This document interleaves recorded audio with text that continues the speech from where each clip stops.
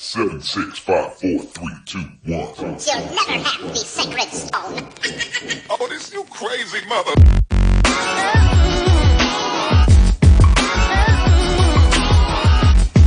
Is she satisfied or dissatisfied? She is just a customer, just like everyone else. Like always, giving it to you raw and unedited. Over to you, the short one.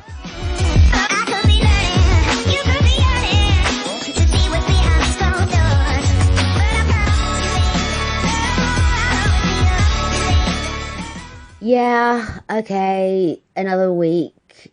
So this one's gonna be a podcast of me just being like, fuck this shit, literally. I mean, it's been a week where I sort of think, you get paid to do a job, but you don't seem like you want the job, or you're not thankful to have a job. Yes, I'm talking about customer service failed this week on many levels, and the short one is pissed off and just literally like, stay away from me. So anyway, I'll try and sound very enthusiastic, but I'm still trying to get over everything, just over the whole week. I'm just still trying to. So let's kick off. So the other day, I've been getting messages on my computer telling me I need to do a update, that whole software update thing. And I'm always like, yeah, remind me later. Only because I know it's going to take a long time and don't have time for that. So one night I thought, okay, tonight's the night, because it came up, and I thought, let me do it, because I want to have an early-ish night, so to speak. And yeah, I can handle doing the software update. I mean, what could possibly go wrong? What could go wrong? So I was literally just click the, whatever it says, install now or update now, whatever it said, who gives a shit? So it was installing, and I got myself all prepared for bed and closed my eyes and was just thinking, please sleep. And I think I kind of, about to drift to sleep, and then something said to me, wake up, check your computer. I mean, obviously that was not an actual voice, because that would have freaked me out if I heard that, like if I had heard someone's, that would have freaked me out. But anyway, so I thought, okay, let me open my laptop. Installation was finished, but I had no icons on my desktop, and I thought, shit, fuckity fuck, and panicked. But I thought, just keep you cool. It's all right. Just get some help. And I'm talking about, let's say it was about 2:30 in the morning at this point. And I thought, fuck, what the hell? Like, just like a phone, your whole life is on your phone. Like, literally, your whole life. If you looked at your phone and you went through your phone, everything, your whole life is on there. Especially for some people who love taking pictures. Can you imagine if all those pictures just disappeared, went poof, and it disappeared? It was that kind of feeling where you just feel so empty inside, you want to cry. So I spent about, 30, 45 minutes trying to get the number of Microsoft, because I was just like, tonight, no one's going to sleep, because if I'm not going to sleep, no one's going to sleep. This shit needs to be fixed. Coming from an IT background, I knew that I hadn't lost it. I knew there must be a way to retrieve it, but it was just the fact I needed it now. I wasn't going to have time to faff about. So finally managed to get the details of Microsoft, contacted them, spoke to somebody, Spent about an hour with them on the phone. This guy, I think, screwed up my laptop even more, let's just say. And the way I go with things, and I shouldn't have to be doing this as a customer, but the way I deal with it is if I contact a support person, I will pretend like I'm your best friend. You know, I'll give you a bit of banter, all this kind of stuff. Because I'm just hoping that, you know, if I'm sort of different from everyone else that you've been speaking to, you might give that little extra attention, which to me is wrong, because you should give people attention anyway, you know. You should go out your extra mile or whatever it is to anyone and everyone. But anyway, so he basically, I could see that we were going around in circles, and I had to hang up on him. Cut a long story short, I hung up on him. Press redial, got someone else. Now, what she was asking me to do, it was things already done. And we only spent about 5 minutes on the phone. Hung up on her. Because it was just like, hang on a minute, I'm contacting support, but who are these people? I mean, it's first line support, and I've been first line support, I've been second line support. And to me, it's, you know, I was just dealing with dimwits, you know, grade A, first class, prime dimwits, to be honest. So anyway, hung up on her, called again, and finally got somebody that kind of sounded like he knew what he was doing. And we were progressing and all this kind of stuff. And at one point, he got me to reinstall the updates. Now, update installing takes hours. And he was like, okay, I've got you to do this. It's going to take a couple of hours. So what I'll do, I'll email you the instructions. And if you've got any problems, just quote your case number. And before I realised what he was trying to say, i.e. he wanted to leave me on my own, I was like, no, that's not going to happen. You're staying on the phone with me. You are literally staying on. There is no way. I have managed to get the golden nugget, and now you want to go? No way. So I made him stay on the phone. Basically, cut a long story short, we were on the phone for 5.5 hours. There was one point I must admit I was drifting in and out of sleep. I had him on my earphone thing, and once in a while, I'll hear him say, hello, you still there? And I'll jump, like literally, because I'm in the land of Narnia at this point. And I'm like, where the fuck was that voice come from? You know, it was just like, ooh, geez. But then, but anyway, we managed to get it sorted. But I was not letting this guy go. And I could tell he was getting frustrated. I think he was just like, fucking hell, just get off my phone, just get off the line. But I was like, nope, not letting go until this is fixed. Because I want to know that when I eventually go to sleep, with the little hours I've got left or little minutes I've got left, I'm going to snore. Even though I don't snore, but I want to be able to go into that deep sleep where I can snore. Not where I'm still petrified, like, oh, in the morning, might not work. So in the end, yeah, happy bunny. And I did my usual thing.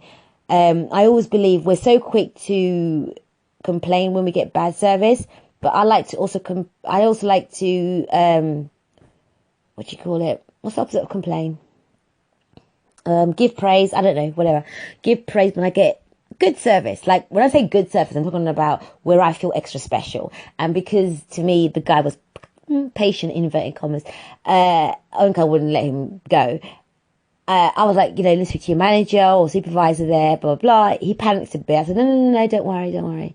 So spoke to them and said, this guy's very excellent, blah, blah, blah, blah. But the other two people I spoke to before, they need to be talked to because that was not on. They need to be retrained, whatever. But this guy knew what he was doing. And, because initially when he answered the call, whenever I'm at that stage of anger, to me, it's like, you're going to wish you never answered my call. But I was giving him attitude, I was giving him everything, but he managed to calm me down, Anyway, so that was that. So my laptop's fine. My laptop's fine, but some of my extensions aren't really sort of working. But that's neither here nor there. I've got my icons back. I've got my files back. That's the most important thing. So as long as I've got those back, my life is back. So that's all good. What else has been happening? Also, I heard that WH Smith are in it. Not are they in trouble or people are complaining? Hey, you know what? It was so funny because when I did see the article, I actually thought, oh shit. There is a WH Smith around, isn't there? Because it's so weird. When I was younger, everything was WH Smith, like things for school and all that kind of stuff. And suddenly, WH Smith is not part of my life anymore. But there was a time when WH Smith was the place to go to. That you go to school, everyone had like practically the same kind of folders, notepads and all this, because everyone went to the one shop, WH Smith. But now it's like, oh, I've completely forgot it existed. Frog in my throat. But yeah, and I must admit, when I was thinking of why has WH Smith left my life, and I didn't even notice, I was thinking, well, firstly, I always feel that walking in WH Smith, like going through like a time zone thing, what's that comedy, Nicholas Lyndhurst? I don't know why I always think of these things. I should have thought of it beforehand. And basically he goes into a pub, and when he walks into the pub, he's in like Hitler era of the war and stuff. Anyway, I've forgotten what it's called, but W. Smith kind of makes me feel like that. If I walk in there, it's like I've gone backwards in time. It's so historical. It should be like, they should take school kids there, like a museum thing, like a low budget museum trip. But I do find that, the likes of the Wilcos or the even pound shops or other shops, and you know what? They're dreaded online as well. You kind of think, do you really need WH Smith? No. Can they compete with the competitors? Probably not. Because I think even if I saw a special offer from WH Smith, and probably I have seen them, I don't really give it like attention that it deserves, maybe. Because it doesn't lock into my brain or into the memory bank. But I know like the one in St. Albans, I think they've seemed to have a permanent promotion for Sharpies. I don't know what the fuck a Sharpie is. I mean, why are Sharpies so like famous? Everyone's like, oh, got your Sharpie, got your Sharpie. Isn't it just a felt tip pen? Isn't that what it is? Just a felt tip pen? But anyway, I think they've got a promotion for Sharp. I can't even tell you how much it is because I do see it, but it doesn't lock into my brain, like I said. And I don't know, but W.H. Smith, it just... And I was reading somewhere where they're saying, like, the shopkeepers, not shopkeepers, sales assistants, oh gosh, calm down with that stutter. The sales assistants tend to be quite rude. I've never known W.H. Smith to have rude sales assistants, but I do feel that, yes, they can ignore. You literally turn into a ghost, basically. So they can be standing right near you or whatever, and they don't acknowledge you. But, yeah, weird one, that. Weird. So, let's take a quick break. So, look at me getting excited. So, on the website, www.iamjustacustomer.com, on Facebook, I am just a customer, and on Instagram, I'm just a customer, and on Twitter, I'm just a customer, and also on YouTube, I am just a customer. So it's that one's slowly building. So don't go in there thinking you're going to see like a million videos or anything like that. Slowly building. Calm down, kids. So anyway, so I just sound so demotivated, don't I? Look at me trashing subsistence. Look at the way I'm sounding, or hear the way I'm sounding. But anyway, so don't forget, wherever you're listening to, view it, share it, all the rest of it. Sharing is caring. So let's talk about GDPR. Oh yeah, GDPR. Don't worry, it's not going to be that long, because I am one of those people that was literally like, I can't stand this nonsense, whatever. But it was surprising to see like a lot of companies contacting me, and I was just like, sorry, who are you? It was literally like, like, I don't know, you bump into someone that you think you know, and then you're like, oh, hi, how are you? And then they're looking at you like, oh, sorry, I don't know who you are. Have we met before? Like, I don't know, whatever. But yeah, it was just like a lot of the emails was just like, where the hell? Like, what? But I thought that Friday would be the end of it, but I'm still getting shit. Like, oh, as you know, GDPR came into effect on Friday. And I'm like, leave me the fuck alone. Bloody hell, I'm having a bad week with people's shit customer service. I don't need you bloody going on about bloody PR. I probably got the initials the wrong way around, knowing me. I don't know. Whatever. Anyway, so, whatever. That was what I wanted to say. So, the other day I went to a Chinese restaurant, really nice Chinese restaurant, but I'm not going to mention the name because it's a small business. Really good food, very good value for money, very massive portions. Very massive portions? Is that right English? I don't know. Very big portions, like huge. A couple of things. First things first, I think the most important thing is, all I suggest, if any of them are listening, staff members, owners, or whatever, little tip. You're a restaurant. Can you reduce the volume of that ping sound? The sound that sounds like a microwave? Just saying, but because I was at the other end of the restaurant and I'd ordered my food and then literally like bing, and then within seconds waitress was coming out with the food. So I'm just saying, just reduce the volume just by a couple of decibels. In fact, put it on mute. Just put it on mute. Or put a loud music on or something. Because, yes, we all know that some restaurants do microwave food. But, sometimes it's nice to wonder. I wonder if it's microwave, or I wonder why it came so quick to my table. But just a little note. Second thing I was going to say, and this is the only reason why I'm mentioning it on my podcast, is, you see, tipping. I'm one person, okay, firstly, I don't tend to pay for my meals, but when I do pay for my meals not that I steal, is that, however, if I go out, is somebody taking me out or whatever, but I am one of those people that sort of think, okay, tipping, should we really tip? I believe you should tip if if somebody, you feel that someone's exceeded your expectation or has gone above and beyond, what you were expecting or something like that. But if it's just a standard service you're getting, like, a waitress comes over, you tell her what you want, you may ask her a few questions about the food, she notes it down, she sends it to the kitchen, now they're the ones that are cooking, then she brings it over to you, you eat, and when you finish eating, she takes back your plate. Yeah, great. That's what you get paid to do.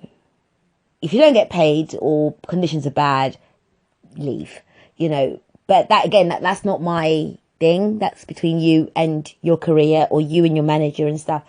But I know I sound harsh, but I'm just stating it from my point of view, because again, this podcast is all about my perspective and my thoughts.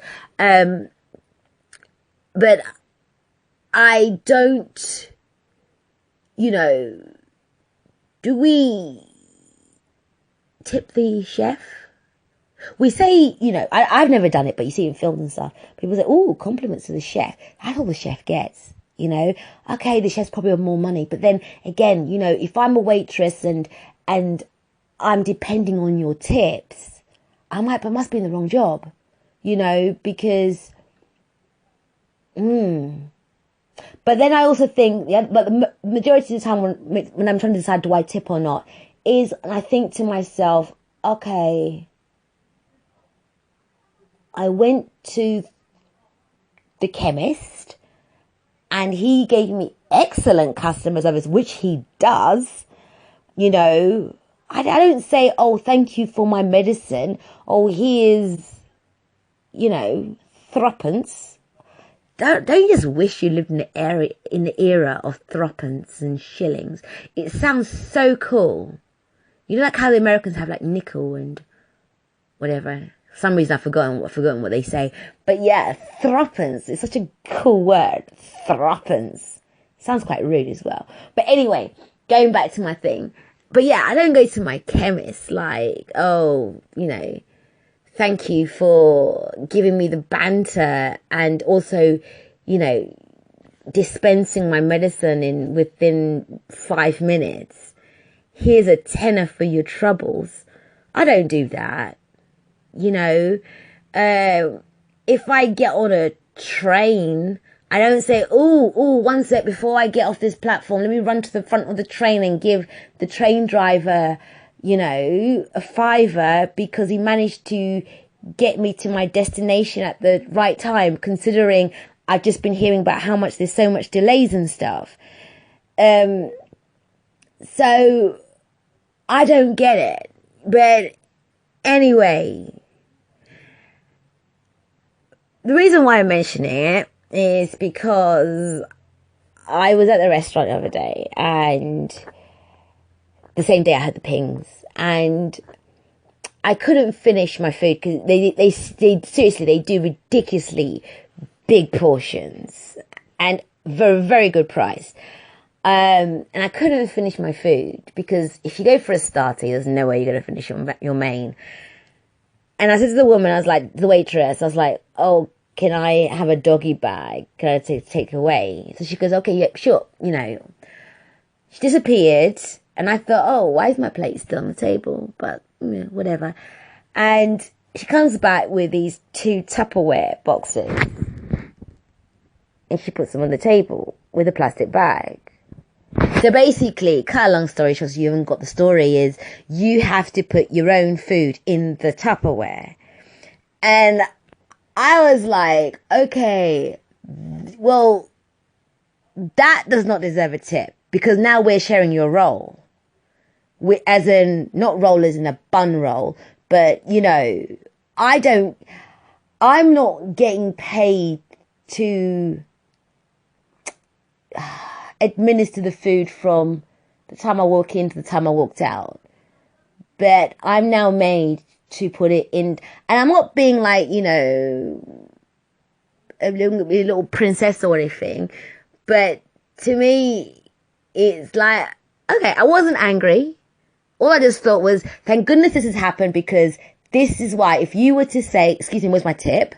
You've given me a reason to answer you, to say, tip this bitch and give my middle finger, you know, for the fact that you're asking. But to me, it's like, well, I've just been made to put this in the bag. You know, I'm not getting paid for it. I'm actually paying you guys for me to put this in the bag.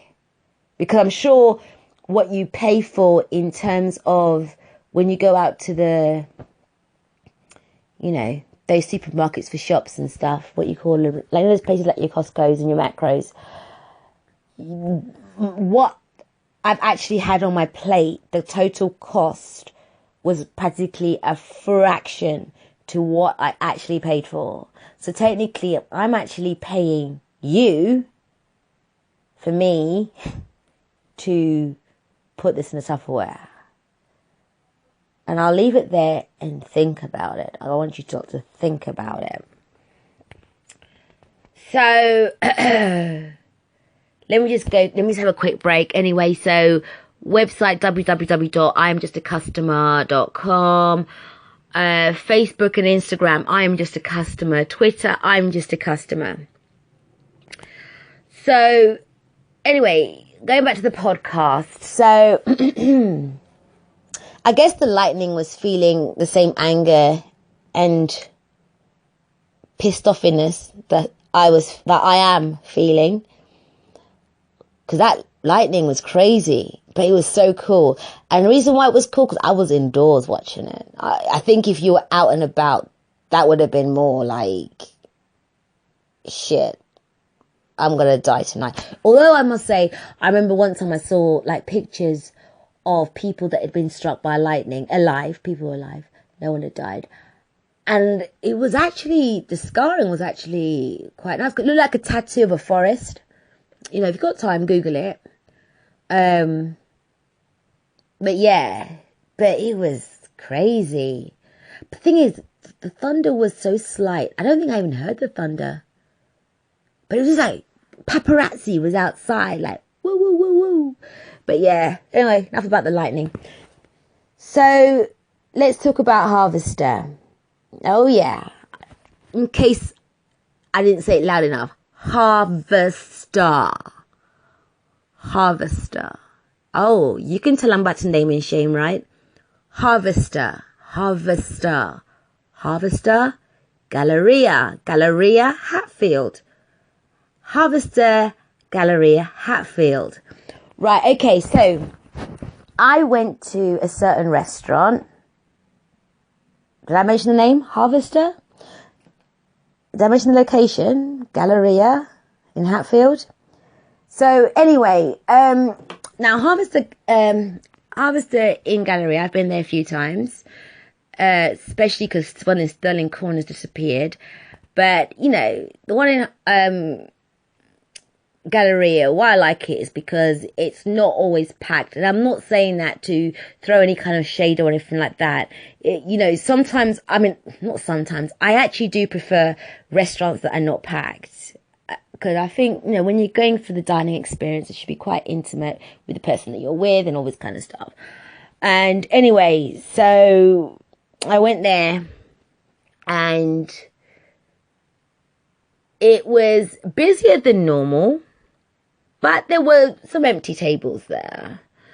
So, walked in there and, strangely enough, had to wait probably about 5 minutes. And I swear that's the longest 5 minutes of my life.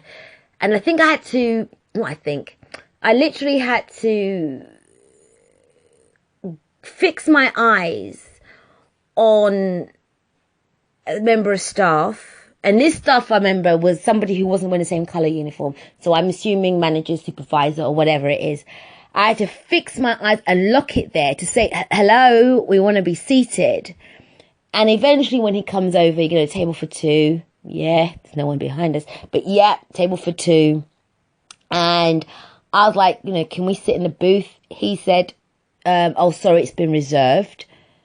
So I was like, okay, I'm not disputing the reservation for the booth, but I've never really heard of, especially that Harvester, that they reserve tables. But anyway, but possibly it could have been reserved, you know, makes sense, restaurant, you know, whatever.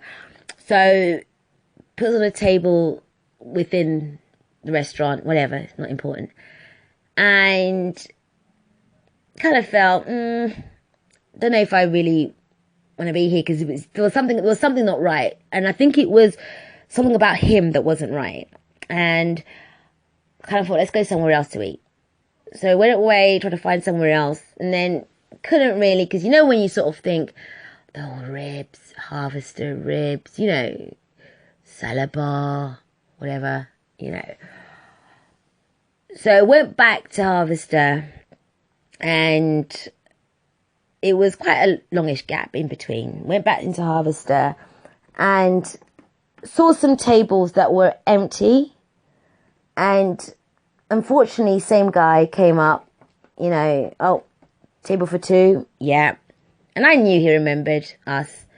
And I'm not going to explain why I knew, but it's not going to take an idiot to understand what I'm trying to say here. But anyway, so table for two. He said, right, okay, the tables are reserved, so you got to stand over there, pointing to the corner, and I'll let you know when the table comes free. Okay, fine. Scan the room. I kid you not, there was about 6 tables free, including one booth. Same booth I mentioned before, the one that was being reserved. And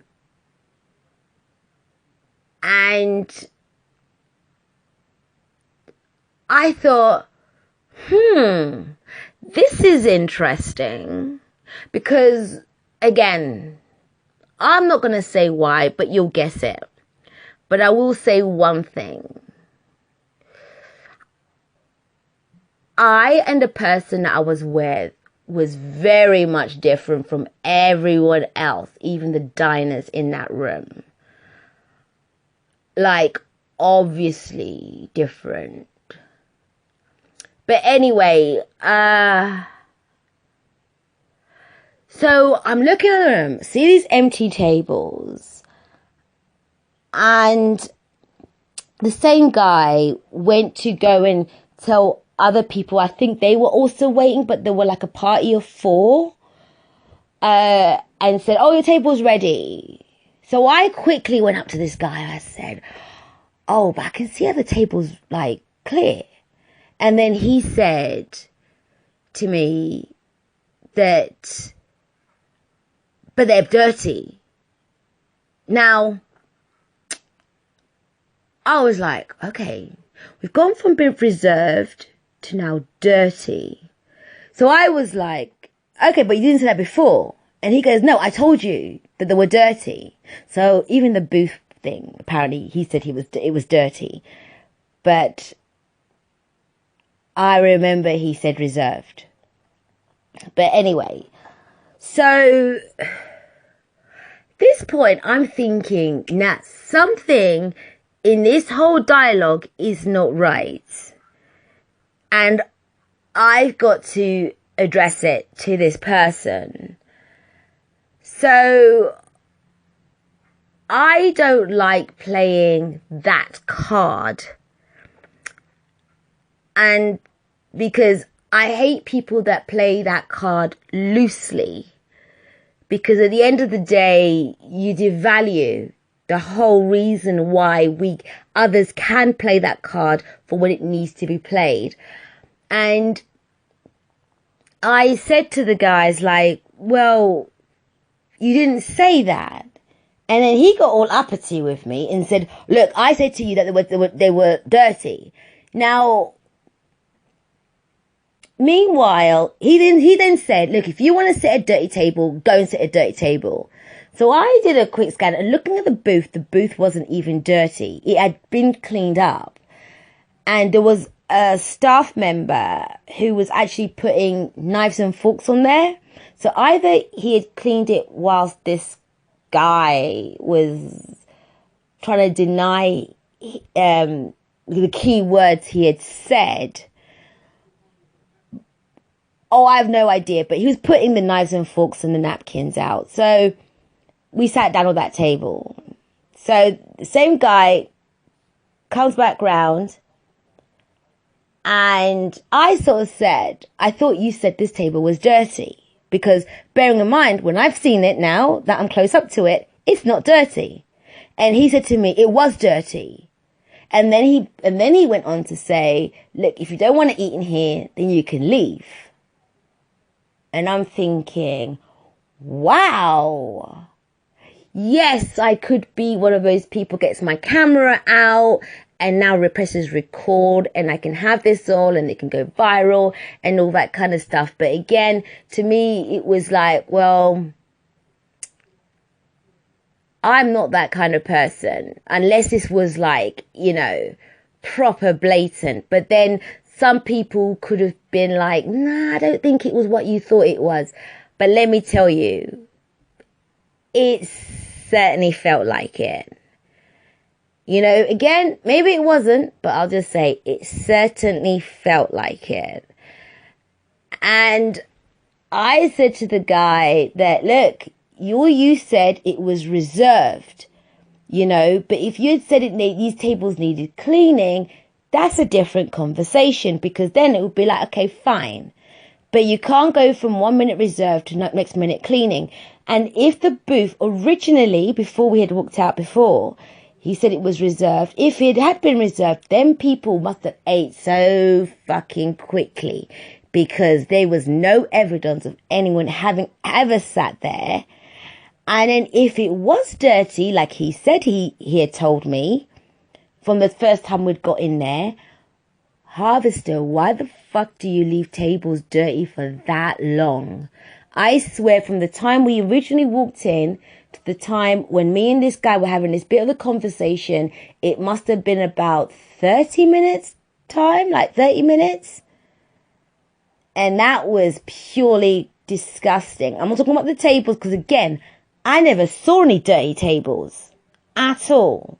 There might have been one table that was dirty because literally when we came back and we were doing the whole table for two, people had just walked out. So yeah, of course it's going to be dirty. But the other tables, didn't see anything like that. But then whilst you're scanning the room and you're scanning everything else, you kind of notice that, oh shit, I'm different from these people. Like, we're different from these people, the person I was with. And I thought, you know what? I'm going to try and not think it was because of that. Because if it was that, shame on Harvester. Not shame on the guy.